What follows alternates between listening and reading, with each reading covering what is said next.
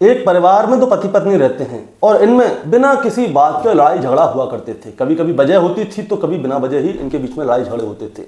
लेकिन दोस्तों, एक दिन क्या होता है, अचानक से ही इन दोनों में इतनी बुरी तरह से लड़ाई हो जाती है कि जो पति है वो अपनी पत्नी के पेट में चाकू मार देता है और उसके बाद में उसके गले में चाकू मार देता है और फिर उसके बाद उसकी लाश को एक सूटकेस में पैक करता है और उसको ठिकाने लगाने की कोशिश करता है। लेकिन तभी क्या होता है, उस सूटकेस का जो हैंडल है वो टूट जाता है।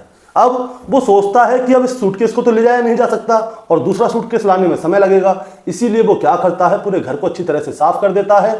उसके बाद उस सूटकेस को ले जाकर बाथरूम में रखता है और घर से निकल जाता है।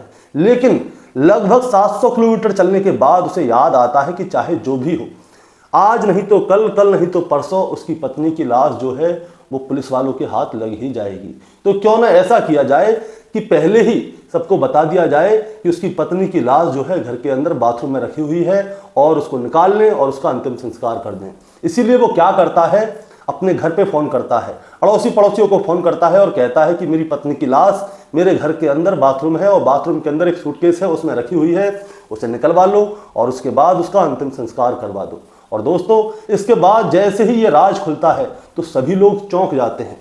दरअसल मैं आपको एक बात बताना चाहता हूँ, इस व्यक्ति ने जो है अपनी ही रिश्तेदार की बेटी यानी कि अपनी ही बहन से लव मैरिज की थी और उसके बाद में इसने उसकी हत्या की थी। लेकिन अचानक से ही जैसे लोगों को ये पता चला कि इस व्यक्ति ने अपनी बहन से शादी की और उसके बाद उसकी हत्या की, तो दोस्तों सभी चौंक गए थे और सभी सोचने पर मजबूर हो गए कि आखिर ऐसा हुआ क्यों।